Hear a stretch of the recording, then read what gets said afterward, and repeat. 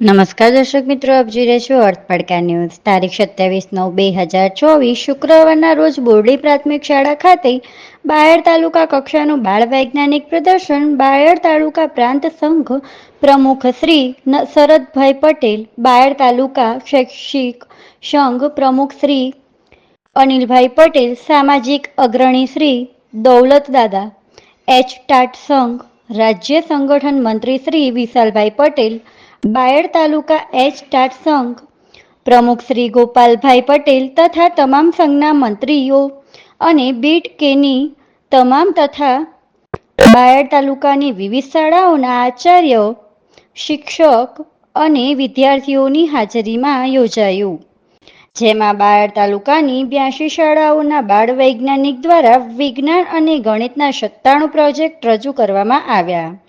બાયડ તાલુકાની 42 શાળાઓના 612 વિદ્યાર્થીઓ તથા બોરડી ગામના 245 ગ્રામજનોએ પ્રદર્શનની મુલાકાત લઈ બાળ વૈજ્ઞાનિકોને પ્રોત્સાહન પૂરું પાડ્યું.